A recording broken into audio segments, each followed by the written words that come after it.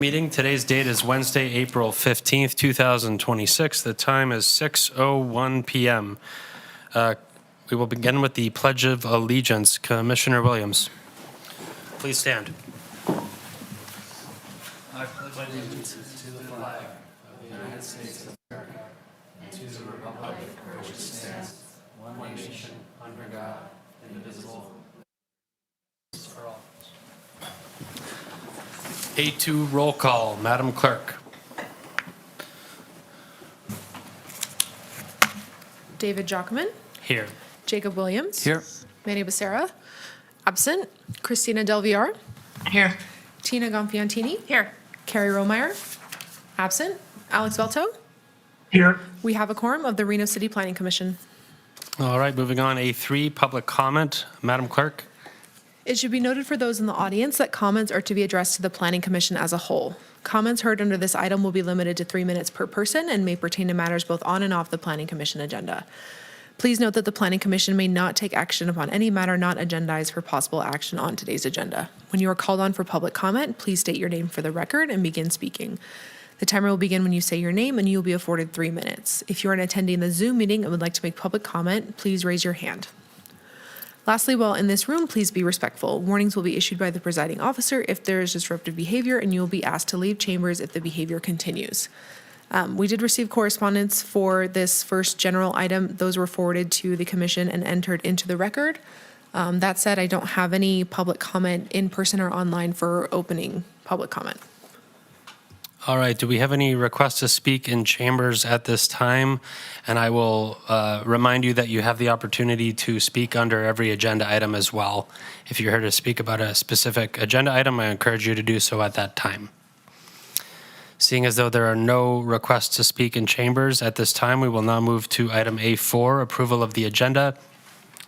This is our April 15th, 2026 agenda. Can I get a motion to approve? Motion to approve. Commissioner Williams, second. Motion and second. All in favor say aye. Aye. Aye. Aye. Motion carries. We will now move to approval of the minutes. This is from our April 1st, 2026 meeting at 6 p.m. Can I get a motion to approve those minutes? Commissioner Gonfiantini, motion to approve. I was absent. Commissioner absent. Del Villar, second. We have a motion and a second. All in favor say aye. Aye. Aye. Abstain. And an abstention from Commissioner Williams, who was absent for that meeting. Moving on to staff announcements. Item B, Mr. Raley. Thank you, Mr. Chair. Just a couple quick announcements. Coming up at the City Council meeting next Wednesday, they will provide direction on a potential initiation of a text amendment related to data centers. As you recall, that was postponed from a previous meeting.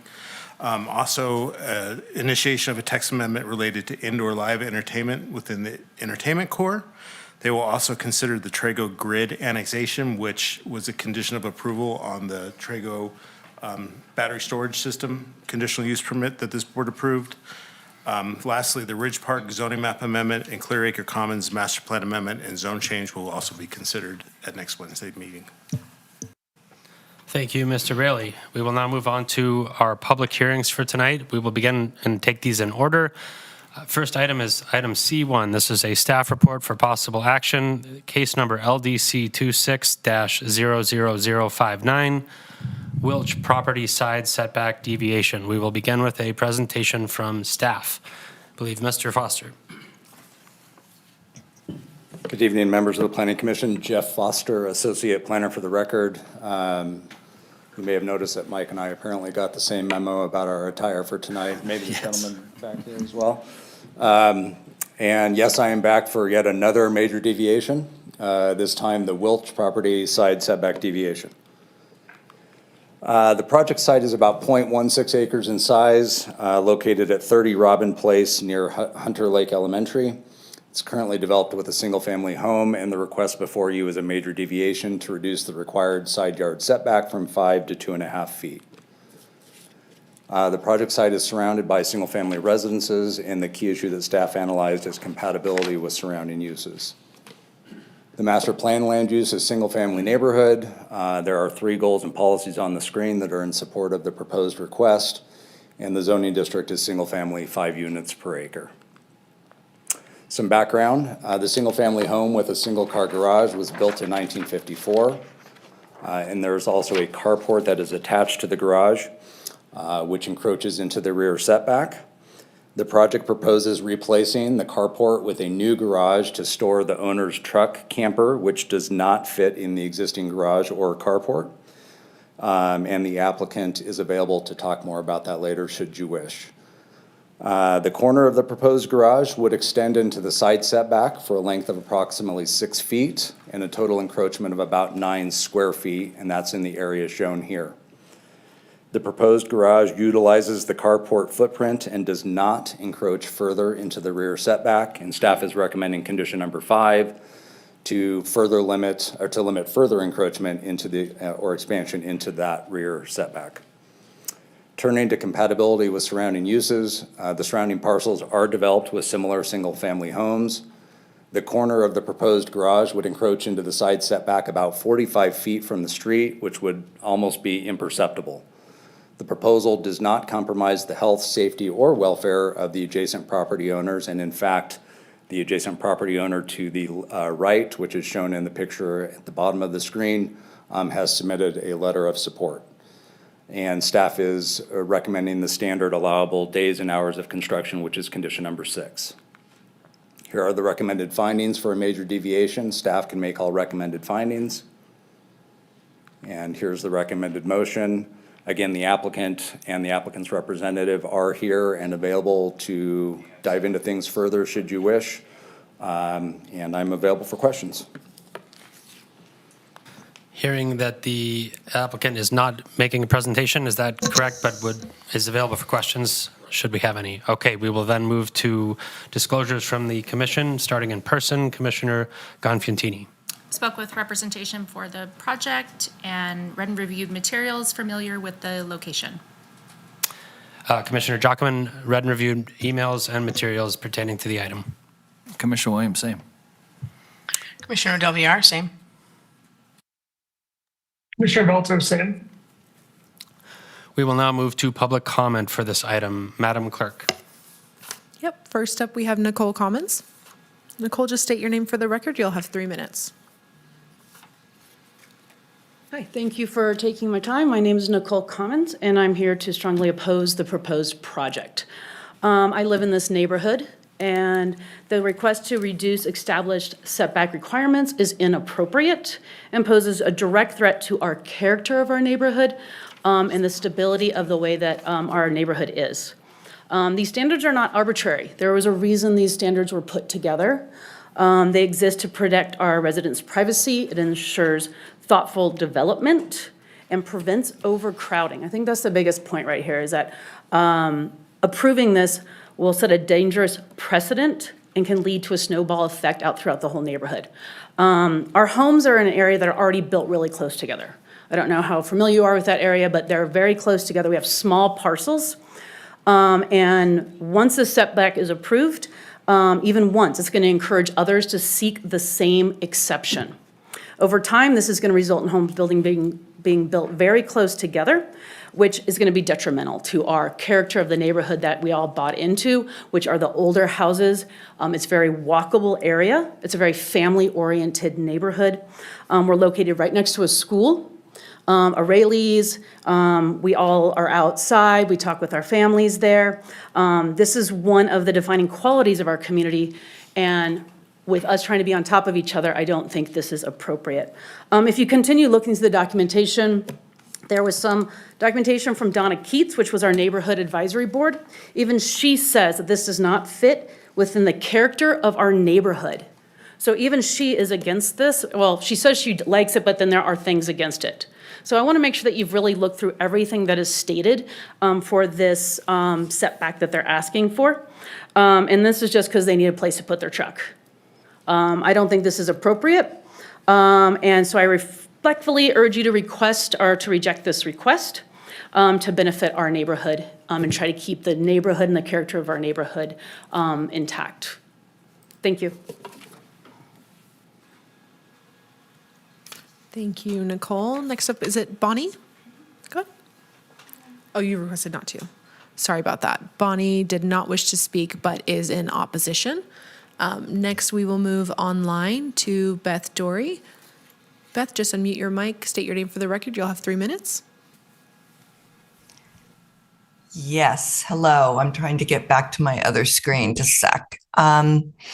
I sent you all emails regarding this. I talked to the architect for this project and he signed a setback letter without obtaining a stake survey. Question, how can this commission approve a major deviation for the reduced setback request without validating the true boundary? The house was built in 1954. When was the last survey of record done? Without knowing these answers, you should deny this request and put it as a condition of approval that a recent stake survey should be done. In these old neighborhoods, it's not uncommon for fences to be way off from the true boundary. Of note, this house is located in the Ferris subdivision, and there are CC&Rs which could still be active and have side yard setback conditions. These things you should consider before you make your decision. Thank you. Thank you, Beth. With that, I do not have any additional request to speak forms in person. We do not have anyone online with their hand raised. Do we have any requests to speak in chambers at this time? If so, please raise your hand. Seeing none, we will now close public comment on this item and move to questions from the commission. Commissioner Del Villar.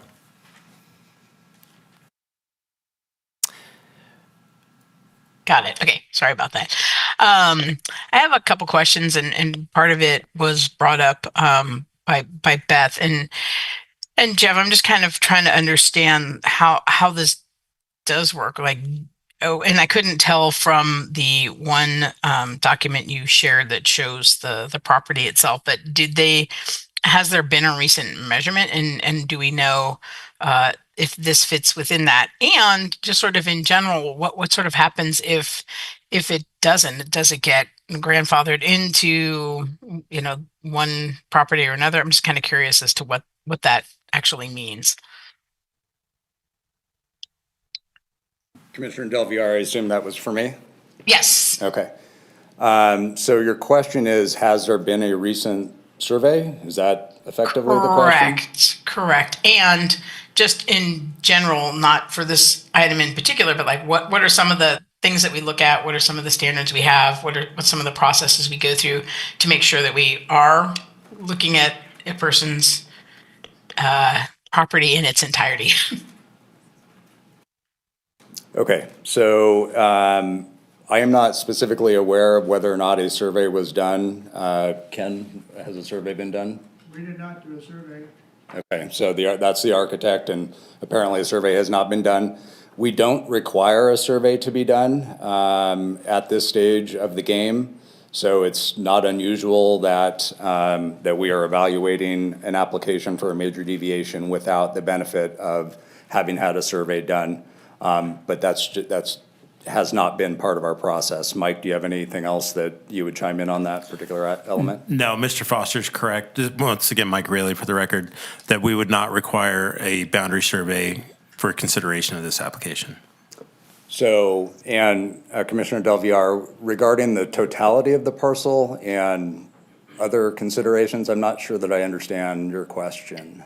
Well, I mean, I think Mike just answered it. We don't measure and we don't really care. People could just build on other people's potential property if we don't require that they do a site survey, basically. Yeah, and if I just want to make sure I understand. if you're kind of following up on Beth Dory's comment, Correct. She's brought that up before on multiple occasions, and like it or not, this is the process. So even at the building permit stage, for example, for fences, we don't require a survey to show exactly where the property line is. And again, like it or not, that's the process. So if there is something where there's an encroachment or a potential encroachment, the city considers that a civil matter, and it's not something that we get involved with. Understood. And then obviously the neighbor that's the same neighbor that said this was fine. So hopefully they have an understanding. Correct. But another question I had is, and I couldn't quite tell from some of the content that we had, and maybe it's in one of the other documents, or maybe it's in a different presentation, but I'm just trying to figure out like what this looks like and why it needs to be so big, like why it needs these. I'm not saying it's big, it's not that big, but like why it needs these extra feet, if that makes sense.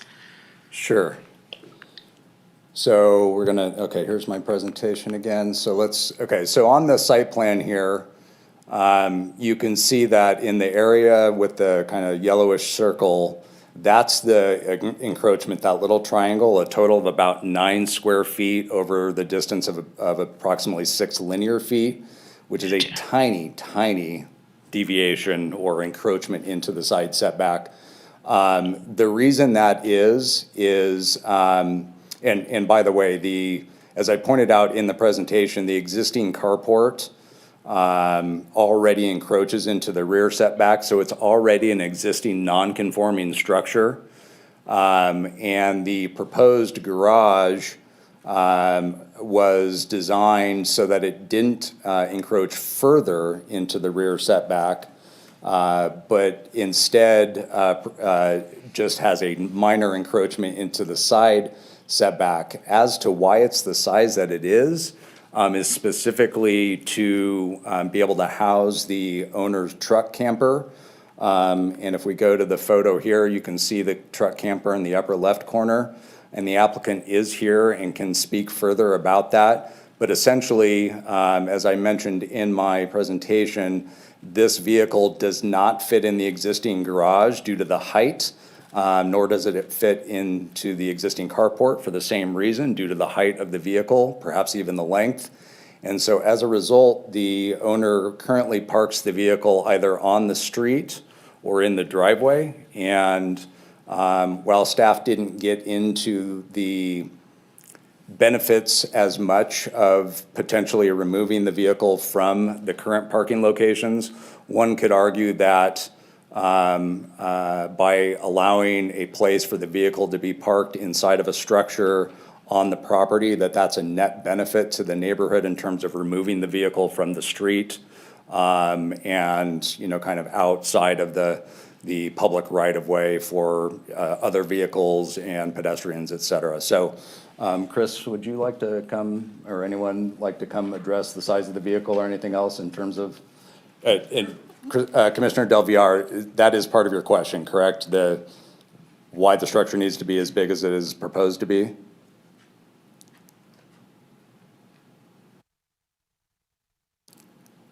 Commissioner Del Villar?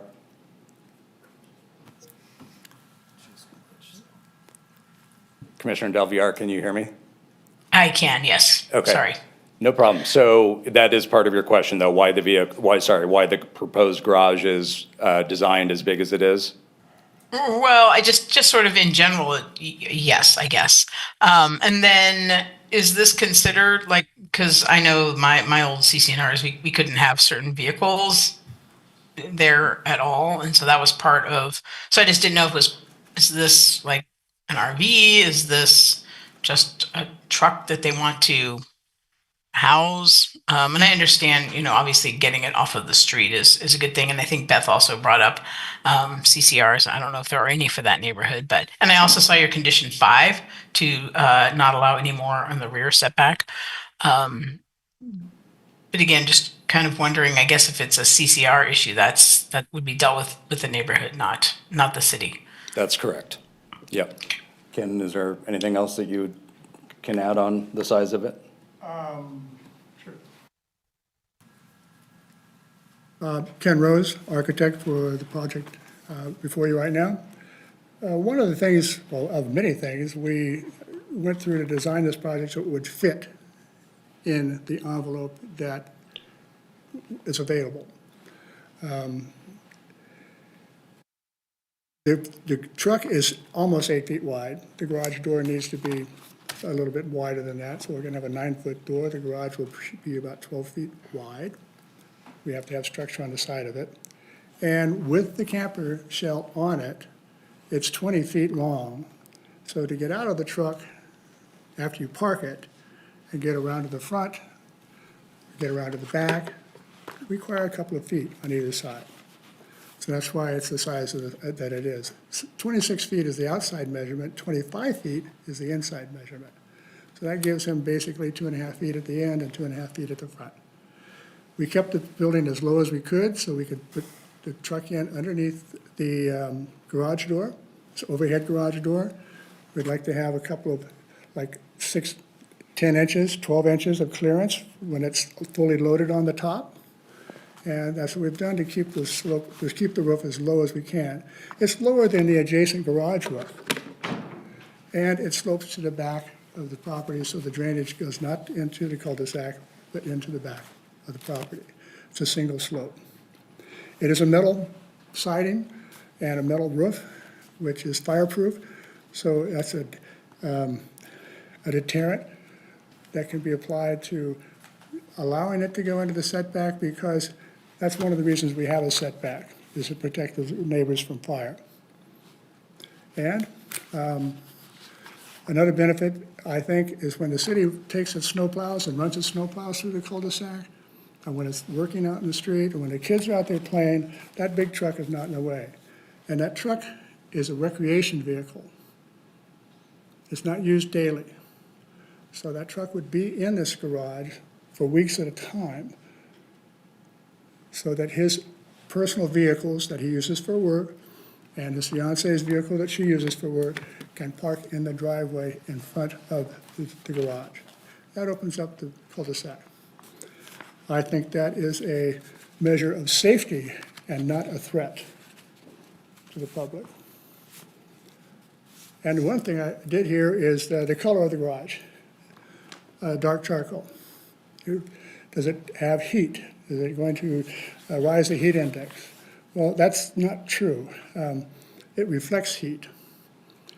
Also, a metal roof is corrugated, not a flat surface. It's not glued to the substrate.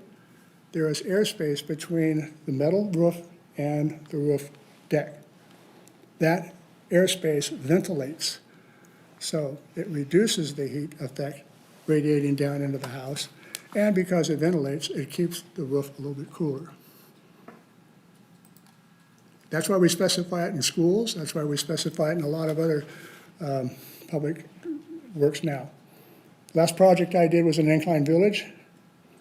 Fire department required a metal roof, required fireproof siding because of the extreme fire hazard area.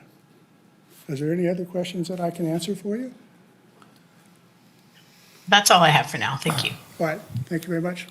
Commissioner Williams, can I ask one question before you sit down, please? We don't get the liberty, I don't think, of seeing your final drawings here, but did you mention that the proposed garage is lower, the height is lower than what is existing? Would you like me to show you something? Yeah, would you mind?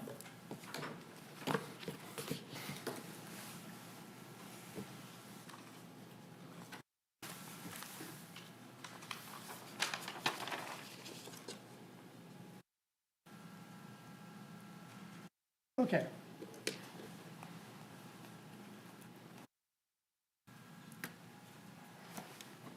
I have a fancy-dancy pointer right here, but I'll just, can't find it, so I'll use my pen.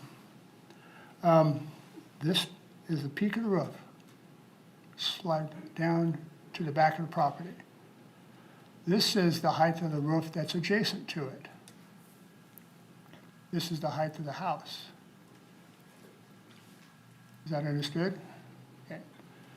So the slope just comes down here is a low sloping roof, but it will have a standing seam or a corrugated metal roof on it, which expands and contracts and can then ventilate itself and is fireproof. That goes for the siding too. If you look at the lower part, the siding will be corrugated metal or standing seam metal also, because that's part of the fire protection package for 1 hour protection from fire. The garage door that we're proposing matches the existing garage door, which is actually gray and black. So we try to do our aesthetic values to tie this into the existing neighborhood, try to make it safe, and try to make it less visible. That's why it's pushed back. make it as small as we possibly can and still be a usable space. Wouldn't do us much good if he can't get out of his truck once he parks it in the garage. All right, thanks for explaining that. I have more, but. Commissioner Jockman, I'll ask a few questions here. First one for Mr. Foster. So we heard that I would assume that the property owner that's adjacent there at 50 Robin Place would be the one that's the most impacted by this. And is it correct that they've provided a letter of support for the project? Yeah, I'm not sure the exact address, but it's the property to the right or to the east, southeast of the existing house. Yes, to and the east yes, is- the side where the garage is proposed. Okay, and then it was touched on a little bit by the architect. One of our findings is for public safety. This proposal has gone before fire. Is that correct? And they've Correct. reviewed it? And fire did not have any concerns. Okay. I'll wait for a minute if anyone else has any other questions. I got one for Jeff. Tell me real quick,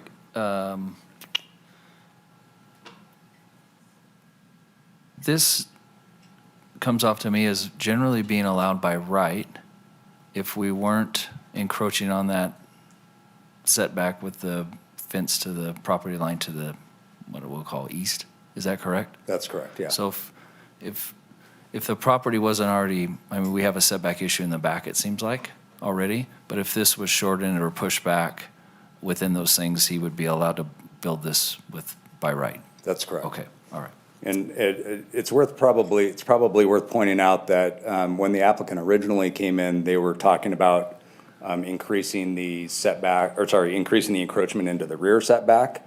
And, correct, Ken, and then when we talked about it, we said, well, okay, rather than increase that encroachment, which would end up being a larger area, a larger encroachment, why don't you look at tucking it a little bit closer to the house, staying within the existing encroachment in the back? And then that resulted in that net of approximately 9 square feet of encroachment into the side setback. So it was kind of a trade-off, but in the final analysis, the side yard encroachment is a smaller area of encroachment as a result of that design trade-off. Okay, thank you for that. One last thing. I think the last time we had this major deviation, which you are always so blessed to handle for us. I expressed trying to understand, like, where is a commission, where is a commissioner? Am I supposed to draw the line, or where am I supposed to make these decisions that sometimes, I might not personally agree with, or because we are always seeing this 50%, right? It's the last one I think was from 5 feet to 2.5 feet too, with the addition for the extra bedroom. I understand the civil responsibility. I deal with that in a personal capacity about lot lines and adjustments, but are we saying that process can't be added to this procedure when we're talking about 50% reductions in lot lines? That the city, we can't adopt a requirement that says that these things should be, the lot line should be surveyed prior to these greater reductions in the setback? That's a big procedural question that I would probably defer to Mike as a kind of a larger policy procedural type of. I would say that if that was a concern, that you were worried about the survey, that you could certainly add a condition requiring that a survey be completed to demonstrate that it is indeed, the setback is measured from the surveyed property line. Okay, but I guess what I'm hearing is that it'd be easier to do that at this level than change a city policy that's been established for quite some time, and generally is civil. Correct. Which I understand. Okay, all right. That's all I got. Thanks, Jeff. You bet. Commissioner Jockman, I have a follow-up question to that. So the concern in that public comment is about building a structure or something that's deviating from that setback, and it's so close that it might end up in someone else's property. So can you explain to me the process? Okay, we've approved, if we approve the setback deviation, they're going to come in for what, and then what is verified to ensure that they build what they say they're going to build? So the next step after the approval of the major deviation, should that move forward, would be a building permit that would need to come in and demonstrate substantial compliance with the plans as presented during the major deviation review process. And that's condition number one that says, you know, when you submit a building permit, it has to look substantially like what was initially analyzed. You don't get to kind of say, look over here, and then I'm going to go do something over there, kind of a thing, right? So that helps. So the point at the point at time where perhaps, okay, we've approved the deviation, they're now constructing something that's close to someone else's property. As that construction's occurring, if someone has a concern about that deviating, or I shouldn't say deviating, protruding onto their neighbor's property, is that the point at which that concern should be addressed? Say they didn't follow, they're not substantially conforming, and they're in the neighbor's property with their construction. Is that the point at which it would be most appropriate to lodge that concern? So you're saying that after the building permit is approved and they're in construction? When they're in construction and that construction is not in line with what the building permit said it would be. Right, I mean, and that would just be part of any building permit and occupancy, review process by the building compliance staff to make sure that it was built per plan. Okay, thank you. Yeah. One final question, and this is about the neighborhood. So when I reviewed these materials, I seem to notice that there are a number of structures in the neighborhood that visually online appear to be within some of this very setback that we're considering approving tonight. In your review, what have you observed in the neighborhood with regard to those setbacks? Whether or not they were approved, visually I'm seeing a lot of other homes that appear to deviate from the standard setback there. Okay, so I think the key word that you used was online. Help me understand. Are you looking at the city's GIS system and looking at from above and looking at parcel lines in relation to structures? I'm looking at the Washoe Regional Mapping System website. Okay, so you're looking at That worms. identifies parcel lines to a reasonable degree of certainty. Yeah, and therein lies the rub, right? That those lines are not meant to be, gospel. Okay. Mike and I had this conversation with a gentleman the other day at the counter. Those lines are an idea of where, kind of the shape of the parcel and, where the boundaries are, but all one typically has to do is look at those lines as they line up with fence lines and sidewalks and things, and you can generally see that they're typically off by X number of feet. And that would be as a result of the angle of the photography and, I'm not by any means a GIS expert, but you can just see that those lines are not exactly on the property lines. Mike? Yeah, and to add to that, typically when these are designed, the architect, for example, Mr. Rose, is not designing off our GIS system. He's designing off perhaps the recorded subdivision map, which is very detailed in terms of bearings and distances on property lines. That would be the accurate thing to go for. Also, in these older neighborhoods, as you mentioned, just looking at the aerial, it's clear that there's two other homes on that very cul-de-sac that are encroaching into setbacks. And we see that a lot in these older neighborhoods that were built, before current standards were in place. Okay, thank you. Yes, if the applicant representative, I believe, would like to add in, please do so.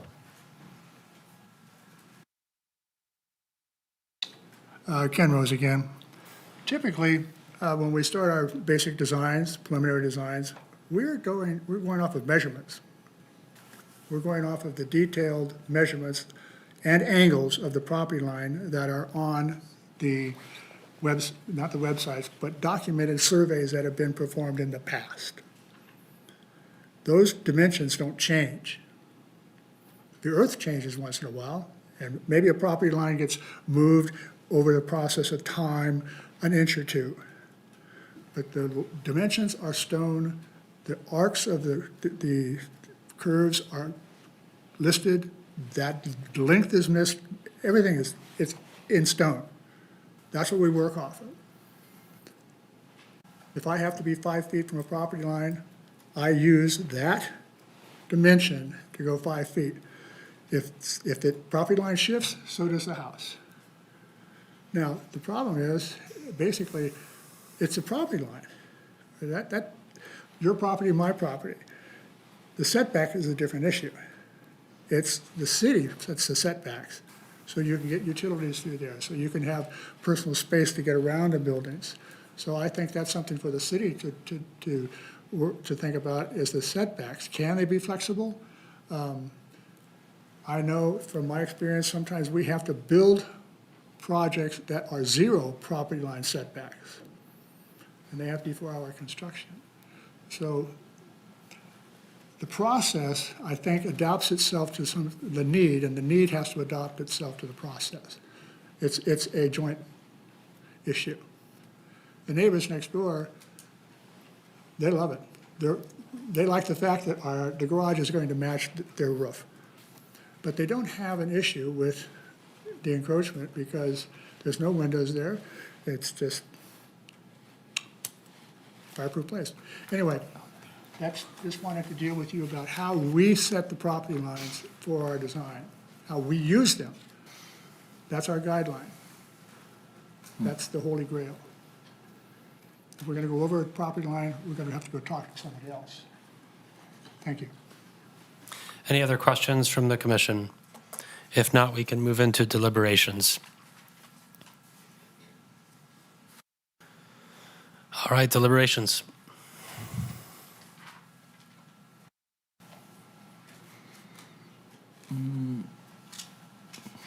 Anybody? Nobody? Commissioner, you Go want to ahead. go, Christina? Okay. Commissioner Williams, for the record, I'll start. I've struggled with these 50% setbacks since I started on the commission. I think setbacks in general are meant to keep a decent amount of space between property lines. I think a way to ensure that we were doing the right thing would be to make sure that the property lines are. I used my first house that I owned, there was a general rule of thumb that anytime a fence went down, because we were in an older neighborhood, that fence was moved, and particularly into open space. And so as the years went on, the fences continued to move backwards, increasing people's property lines. So, I mean, that kind of stuff happens. I think it's an easy ask when we're talking about making a 50% reduction in the setbacks, just to ensure that the measurement that they are taking is what it is and hasn't moved and hasn't been encroached on over the, 60 years that this house has been here. I also understand that the reality is that we are only talking about a certain section of this because 95% of this is allowed by right. So, I'm sensitive to understand that, and I don't know, I can make all the findings, I'm sure. These 50% reductions have caused me to wonder if there's a better process about moving things to 2.5 feet continually, and that's what we've been seeing lately, at least in my time. So those are my thoughts. Commissioner Delviar, yeah, I'll piggyback off of what Commissioner Williams is saying. These, it does keep coming up. And, public comment is concerned that this will just, the next person will want to build another garage and another garage. I do think it's pretty interesting that we keep approving RV warehouse storage because people need storage, but I guess you can build a garage too if it works for your property and everybody's okay with it. So it just seems like it's a little slippery slope that we go down here. And again, I think in some neighborhoods where there are CC&Rs that are more clear, that helps us sort of define what it is that we should be looking at a little more clearly. And in this case, it probably that doesn't exist. So I don't know that I can make all the findings, but just sort of where my head is at right now.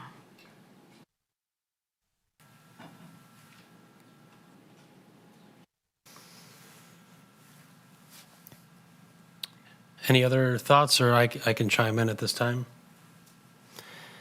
So Commissioner Jockman, I guess I'll say this, Commissioner Williams, you had this brief question about an added condition. In my head, if we were to proceed with a modified condition here, I would like to see perhaps, so my biggest finding that I focus on when we look at these is, has fire blessed this? Because when we're deviating from setbacks, public safety is the biggest issue that I would consider to be within our findings and what comes to the forefront for me. When we're talking about this, we're likely talking about the alternate, which is having a vehicle parked on the street or something that's visible. It's going to not be visible with this approval and putting it in a garage. So to the finding about neighborhood character, that isn't quite something that I cannot find as a result of a building of this garage, because I can also see aesthetic benefit to building the garage. I do understand the concern, we've heard it numerous times with the side setback about the survey. And so I can see if we start conditioning these with a survey, it's probably going to be in the order of $5,000 for a survey to be performed, which is not, I understand the concern about building onto an adjacent property, or at least that's what I interpret it to be, but it's not necessarily what is something that I want to burden with individual homeowners if they just want to park their RV in a garage or something of that sort. So that's where I struggle with the idea to put a survey on as a condition. I can certainly see, and I would call this a punch walk as an engineer, that there's value to ensuring perhaps that fire is aligned with what is ultimately built, and that they're a part of that, and they're continuing to bless that as a structure is built adjacent to a property, because the public health component is of utmost concern to me with this type of an application. Mr. Raley, would you like to say something? Yes, thank you, Mr. Chair. If it is the inclination of the commission to add a condition related to the survey, I would suggest that it not be a full site survey, but rather a setback verification letter prepared by a licensed engineers or land surveyor to just verify that one particular setback. We wouldn't see a need to survey the entire parcel and incur the cost associated with that. Thank you for that information.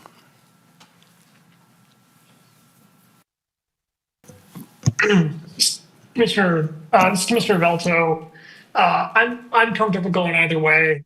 I think I would be more inclined to put a condition requiring there be a survey in a limited capacity, like Mike just described, if the neighbors were not agreeable.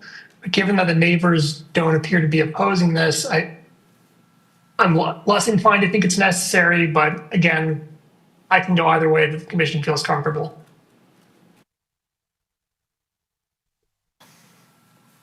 Commissioner Williams? Yeah, briefly adding on to that, I think when I had to have a land survey done for some flooding map amendment, it was in the closer to $500 range.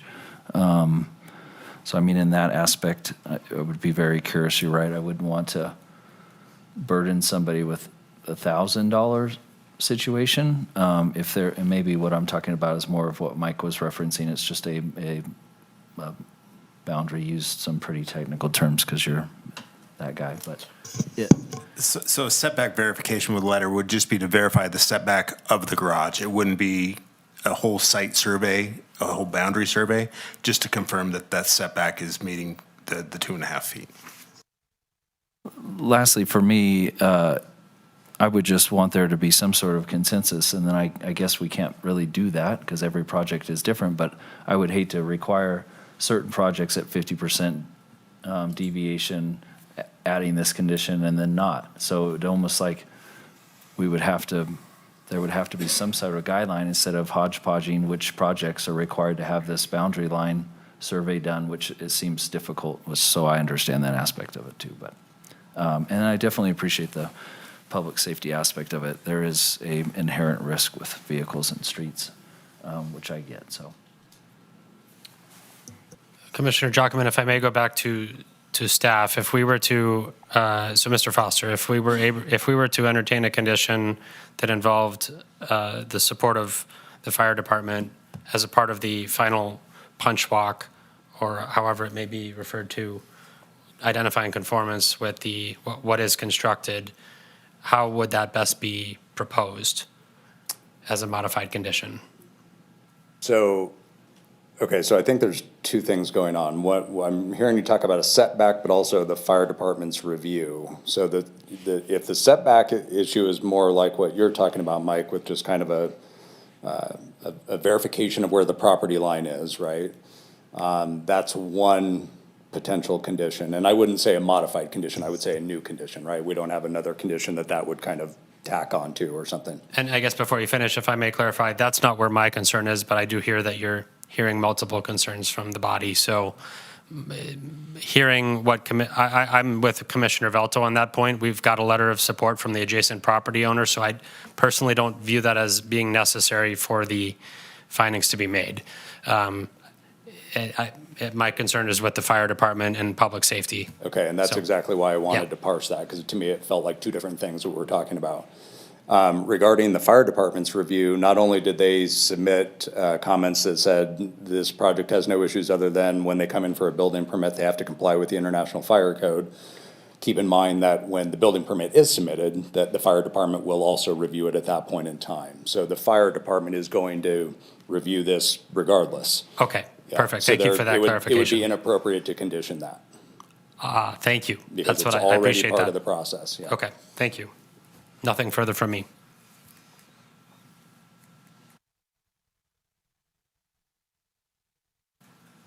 Seeing as though we have a body with only 5 members tonight, I think it is important that we all state in deliberations where we are.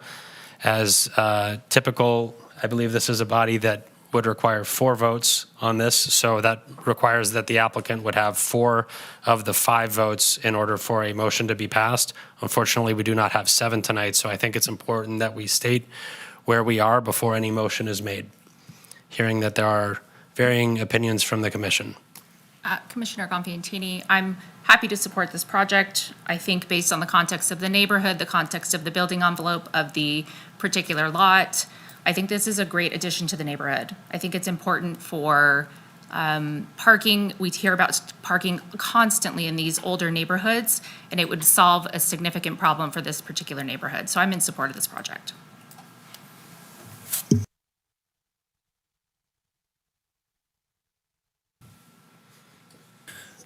Commissioner Williams, I'm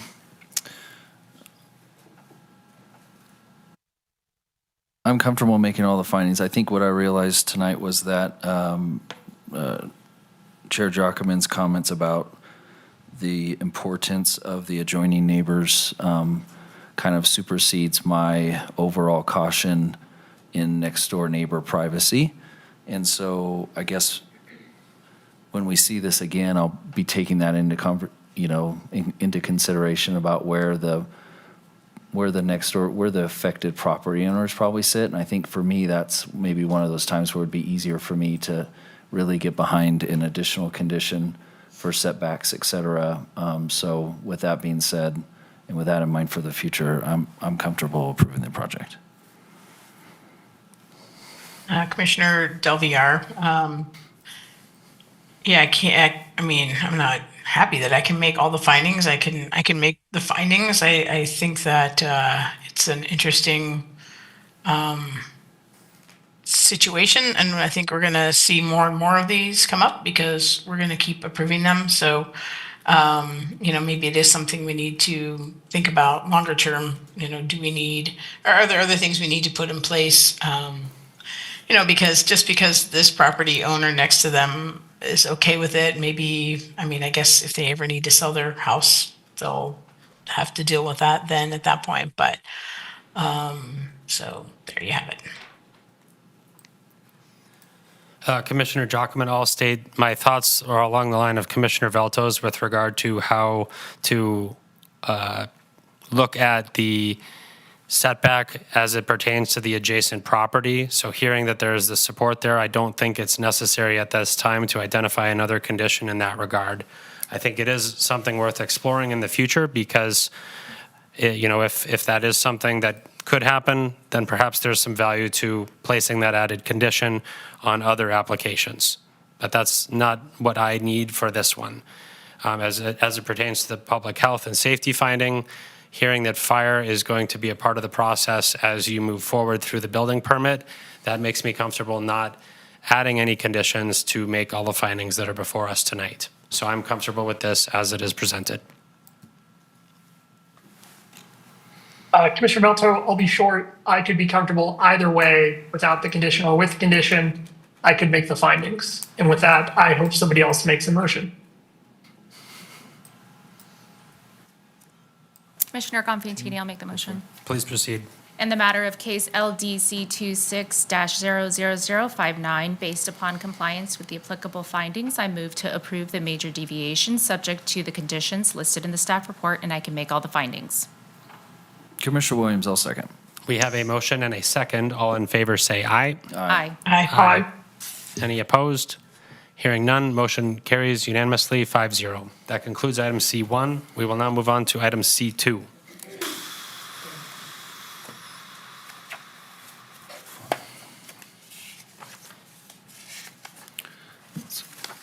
Item C2, this is a staff report for possible action and recommendation to City Council.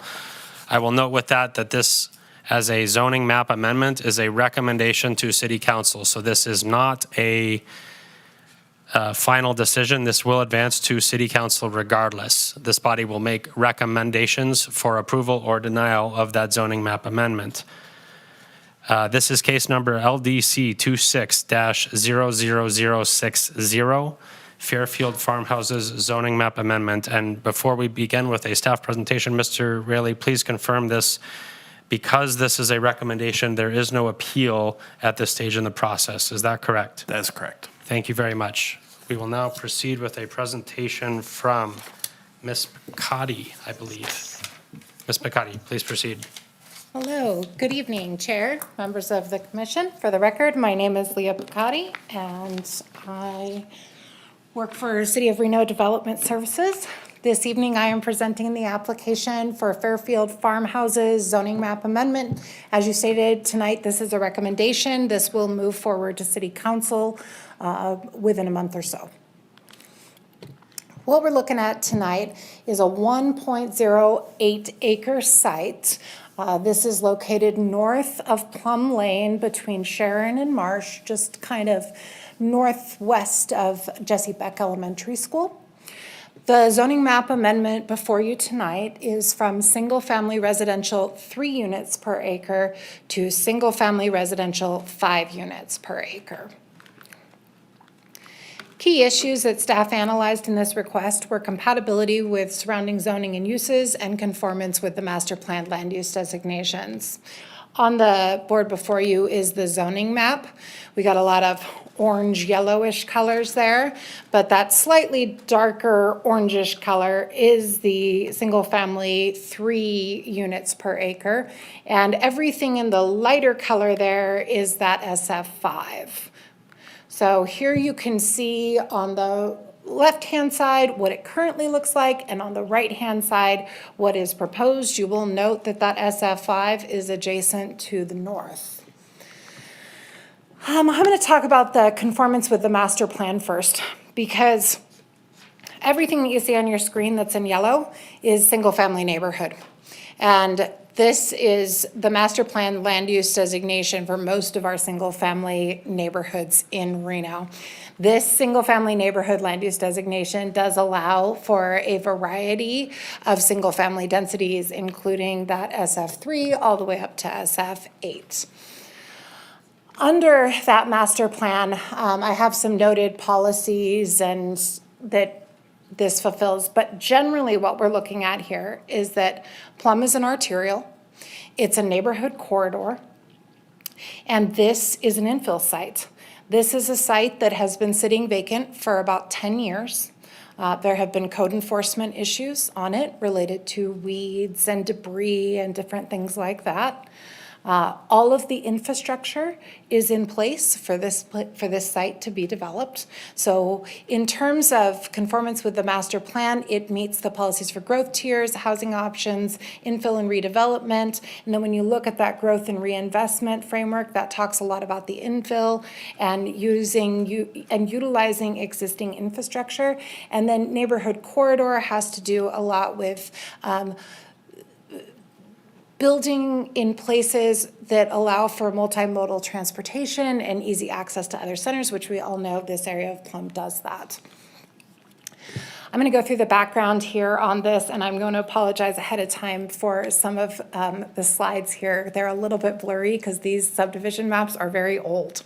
But I think for the context of how we got to where we are today, I want to go back about 120 years. So what you're looking at on the screen there is Fairfield Heights. This is the subdivision map from 1905, so we're looking at 120 years ago. Down the middle of that is Harris Avenue, which later became Marsh. And at the northern portion of that is Monroe, and the southern portion is Plum. So in 1905, this whole area, this 80 acres, was subdivided into 5-acre parcels. And we have those 5-acre parcels here. The parcel with the green X is what we're looking at today.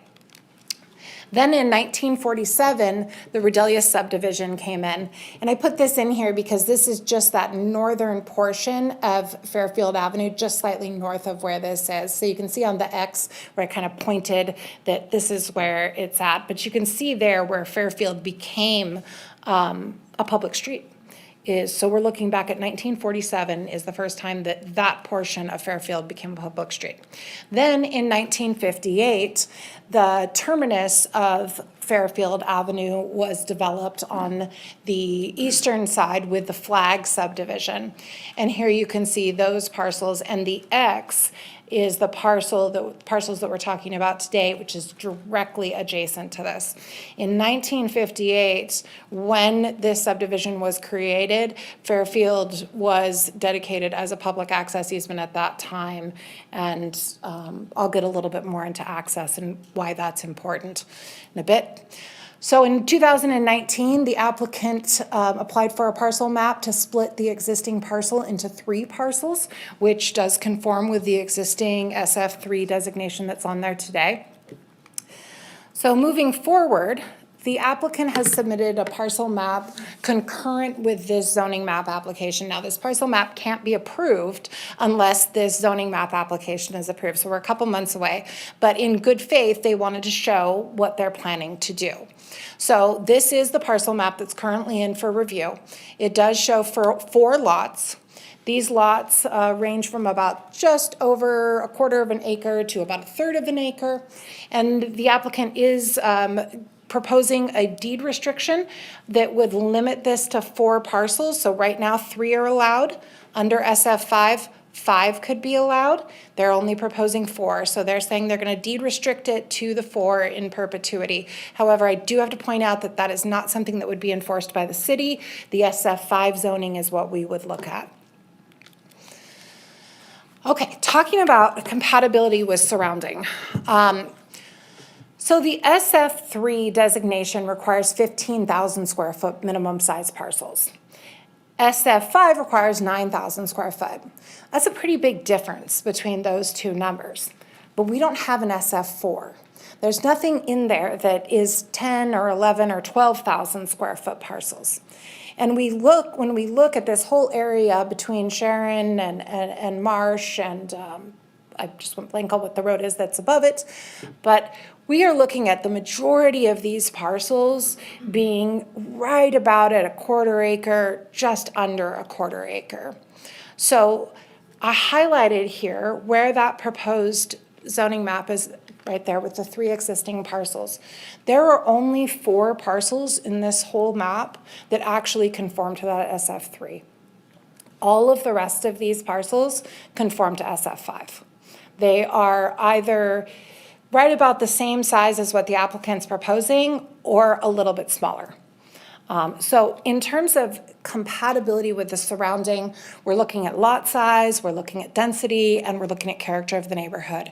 So these lot sizes would be consistent with what's existing in the neighborhood. The density is consistent with what's in the neighborhood. And the character being single family, which is what they're planning on doing, is also consistent and compatible with the neighborhood. Regarding development standards, the only major differences here are the lot size, which we just talked about, and those setbacks, which are fairly substantial between SF3 and SF5. But again, the majority of this area was developed with those SF5, essentially whatever it was back in the day, with those standards. So in terms of compatibility with the setbacks, the SF5's zoning designation would match the majority of what's there today.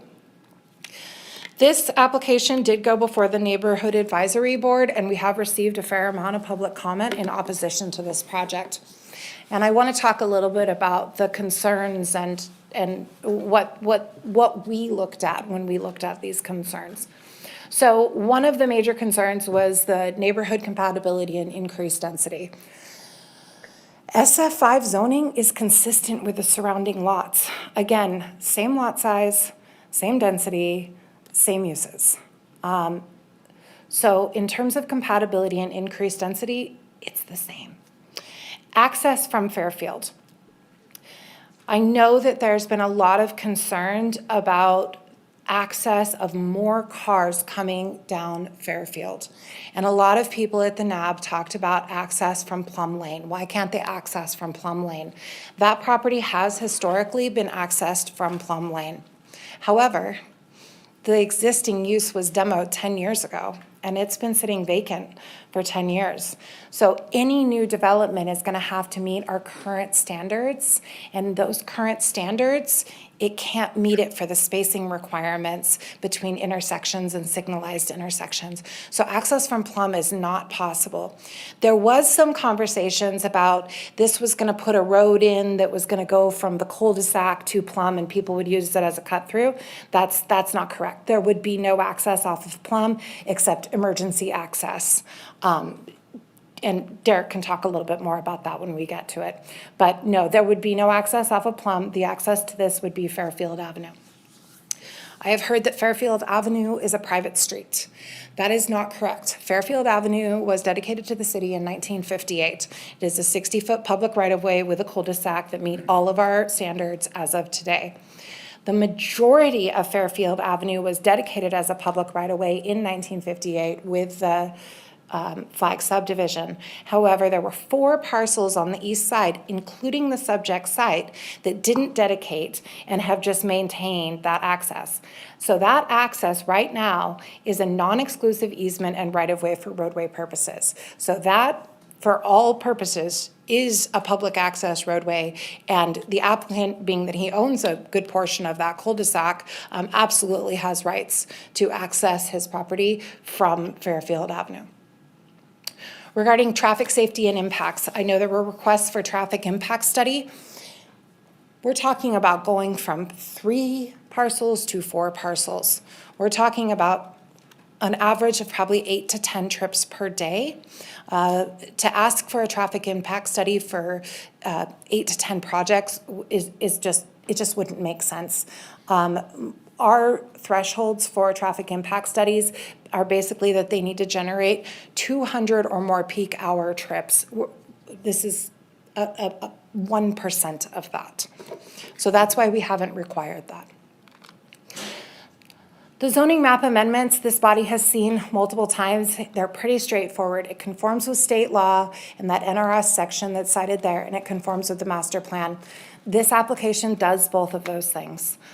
So staff is able to make all of the findings and is recommending approval of this request. The recommended motion is on the board. I am available for questions, and the applicant also has a presentation. Thank you. Good evening, Derek Wilson on behalf of the property owner. Before I forget, one quick clarification. Well, first of all, that was among the finest bit of research I've ever seen in front of the Planning Commission. But The reference to a parcel split in 2019, that was a previous owner. This is a new owner. They had no part of that. So they're not coming back asking for another parcel. So it's going to be difficult to not repeat because that was such a thorough presentation. But yeah, the request is to change from SF3 zone to SF5 to allow for one additional unit on one additional parcel. That's a view of the site now looking north from Plum Lane. That's looking south from the Fairfield cul-de-sac. So that's roughly where our access would come from. That is the current zoning, and that's our proposed zoning. So you can see we're adjacent to an existing SF5 zone. There's SF5 in the surrounding area. And I think equally important, as was already pointed out, the 4 parcels we're requesting are going to match most of the surrounding parcels, and in fact slightly exceed most of them in size. No change to the master plan. So Lee and I both did the same analysis from a different direction without consulting each other, but this was my exhibit of the surrounding parcel sizes. So in red there, it shows our proposed just over a quarter acre for each parcel. And then I highlighted in orange all the parcels that are less than or equal to our proposed size. So it's the majority of the neighborhood. We're going to match most of the properties that are there now. And frankly, it's a nice neighborhood. I think that's an appropriate parcel size. I think it works well there. That's an example of the architecture. The architecture is still under development. That's not a final design, but they want to be compatible with the existing suburban neighborhood. They want a quality project.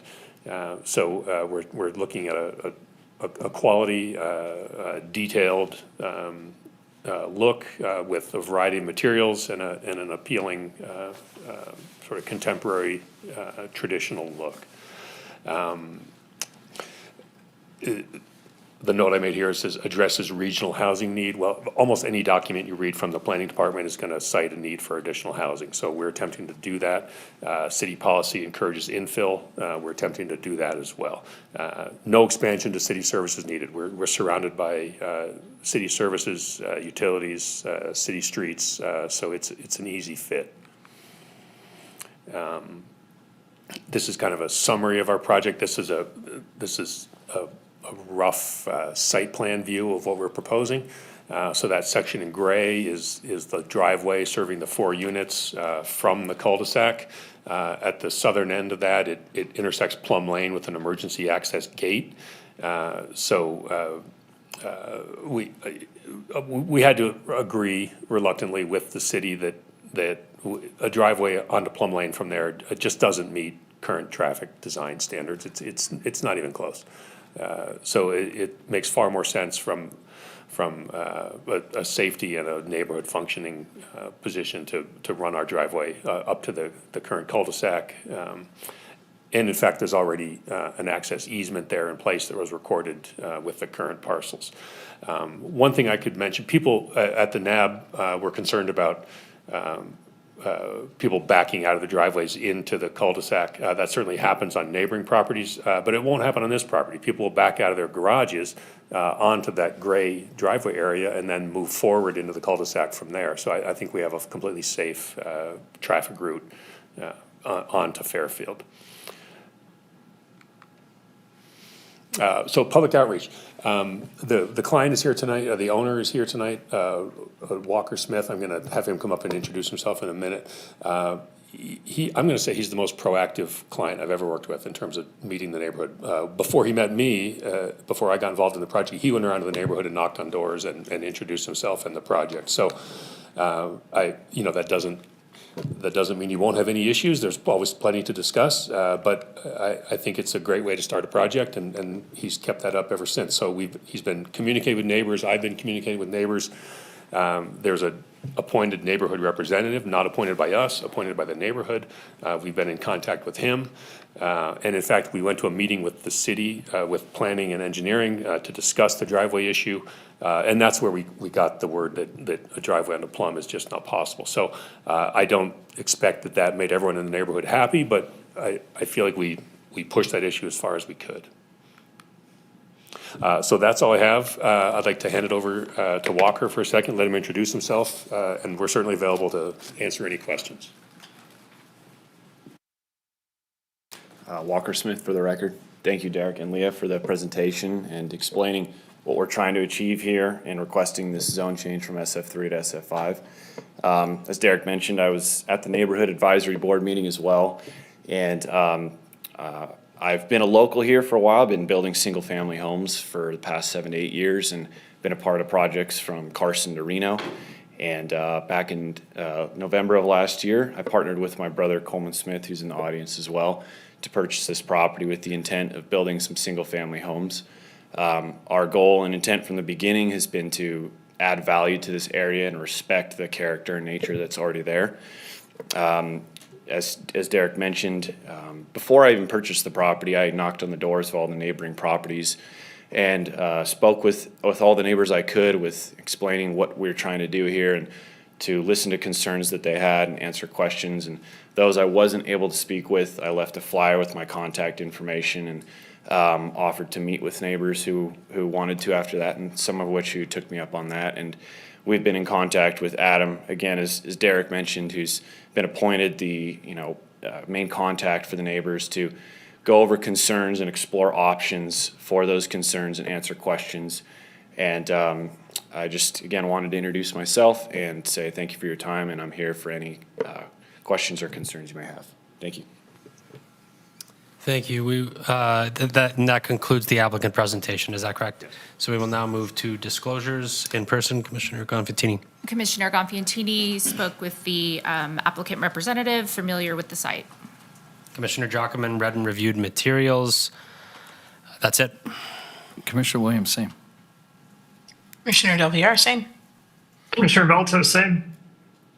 We will now move to public comment on this item. Madam Clerk. Yes, we have a few. We'll start in person. Is it Louis? Louis, come on up. You'll have 3 minutes. Just state your name for the record. Then we'll have Rob Stone.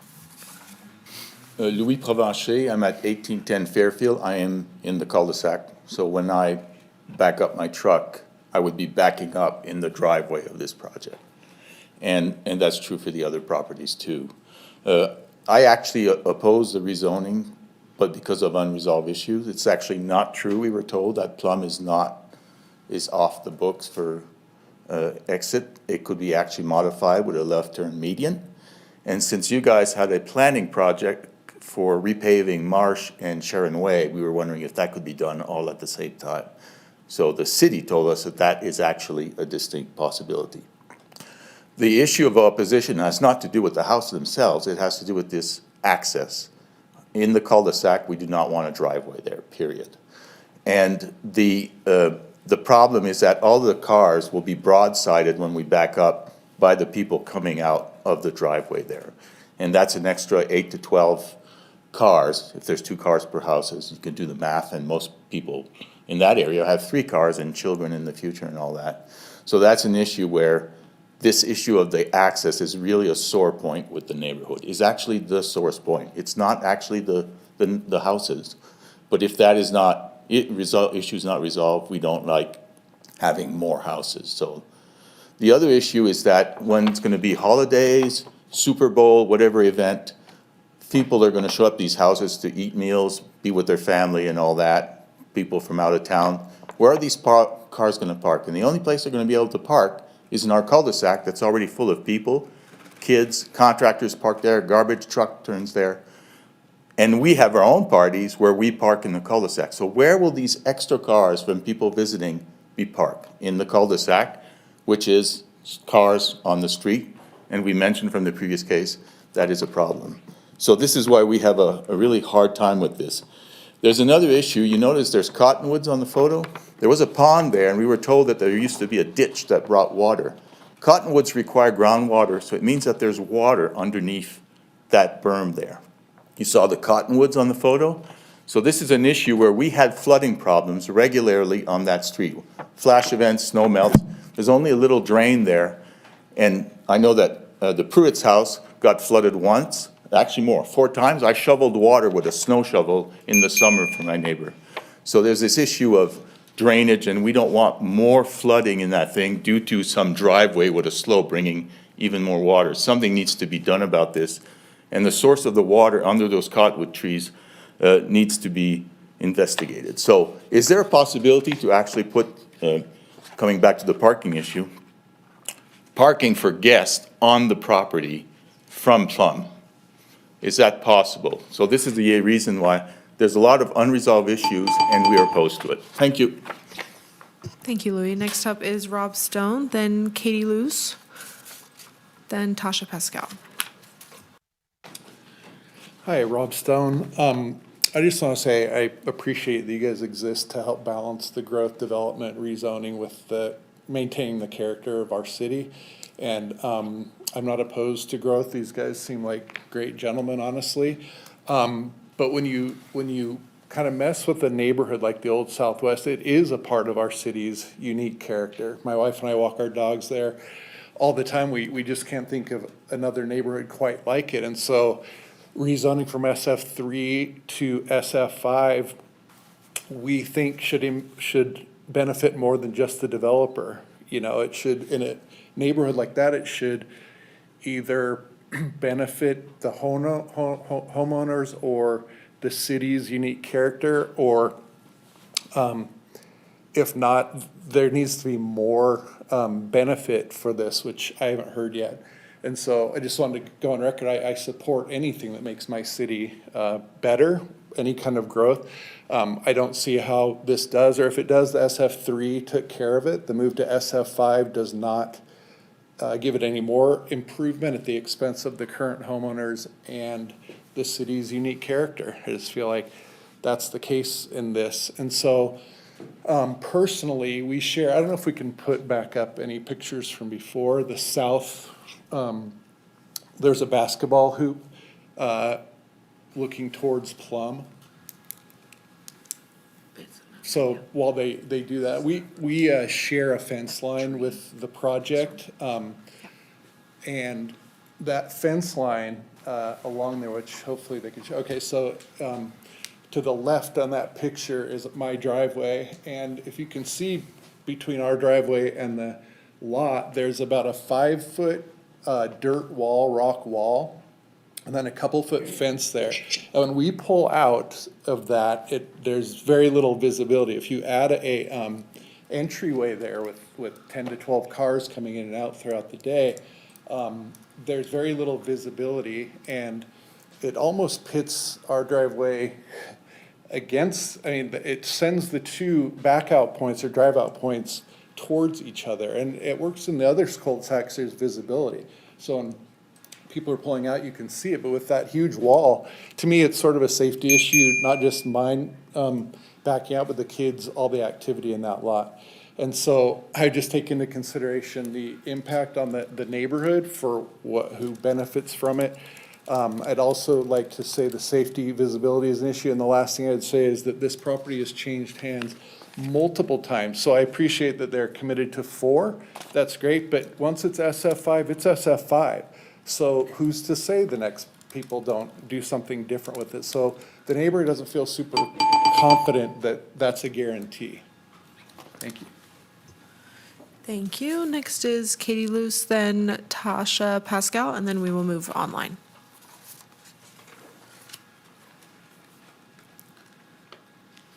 Hello, my name is Katie Luce. I'm the unelected proxy for Adam Pruitt, who's in New York.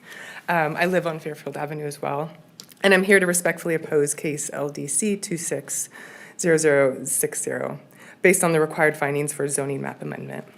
Understand, to Rob's point, that it will be developed, but first, the record does not demonstrate a need for rezoning. The staff report confirms the site can be developed under existing F3 zoning and does not show that development is infeasible. Without this amendment appears to grant additional entitlement rather than address a constraint or an actual public need. Second, the proposal results in a clear increase in development intensity. Minimum lot size drops, front setbacks are reduced from 30 feet to 10 feet, lot widths are reduced, and attached housing then becomes permissible, which is not allowed under SF3. These are material changes that affect site design, building placement, and overall neighborhood form. The proposed zoning introduced housing types, specifically attached units that are not part of the existing development pattern, which undermines the claim of consistency and character. While the applicant has offered a deed and restriction limiting the number of homes, a deed restriction is not zoning. It's a private agreement that can be modified or challenged over time. The city would be granting higher density by relying on a separate document to actually limit it, and that's not that's not substitute for appropriate zoning. And third, this proposal has characteristics of spot zoning. It applies to a small isolated parcel and primarily benefits a single property owner without a demonstrated broader public benefit of planning necessity. Fourth, and I only have a few more. Fourth, the site functions as a transition edge between zoning patterns. What the Exhibit B zoning map does not accurately represent is that maintaining SF3 at this location preserves a gradation between densities. Extending SF5 into this parcel effectively shifts that boundary, and the analysis does not address the site's role as a transitions edge between zoning districts. Maintaining lower intensity at such edges is a common planning practice to buffer differing development patterns. Fifth, access constraints are significant, as Rob and Louis mentioned. The subject site is not similarly situated to surrounding parcels due to its constrained access from a single cul-de-sac. Compatibility should be evaluated not only by zoning, but by functional conditions, which differ significantly here. The report clearly states that access from Plum Lane is not permitted due to intersection spacing requirements, leaving Fairfield Avenue's the primary access point. Despite this, no detailed traffic circulation or pedestrian safety analysis has been done. In summary, this rezoning is not necessary. It functions as spot zoning, and it disrupts the transition edge. It lacks sufficient analysis to support required findings, and that's not how Reno typically does their increased density. Recent cases show consistent pattern, large projects, public benefit, and detailed analysis. The conclusion that the proposed zoning is compatible with the surrounding neighborhood is not fully supported by the record. The analysis relies on primarily average lot sizes, but does not account for significant reductions in setbacks, narrow lot widths, and the introduction of attached housing, all of which affect department pattern and character. Approving this request asks you to accept increased intensity now and trust that impacts will be solved later. Thank you. Thank you. Madam Clerk? Next up is Tasha Pascal, and then we will move online, starting with Nora Constantino. Oh, sorry, Tasha. Tasha does not wish to speak, but is in opposition. So we will move online to Nora Constantino. Nora, just state your name for the record. You'll have 3 minutes. My name is Nora Constantino, and I live in the neighborhood where this proposed zoning change is, and I am opposed to it. I agree with it's a spot zoning, and that's not what we need. And all of you need to drive on Fairfield and drive through that cul-de-sac and see how small the easement is, or the ability to get into that lot. It is going to be extremely unsafe. And as all communities are, we overturn, we grow, young families move in, you're going to have young children in the street. It's just, I think it should stay the way it is for many reasons, but safety to me is the number one. Thank you, Nora. Next up is Beth Dory. Hello, can you hear me? Yes, we can hear you. Go ahead. The Fairfield Farmhouse zoning amendment, it actually looks like a good project, but for the CCNRs, which appear to be still active. That's Washoe County Recorder number 216384.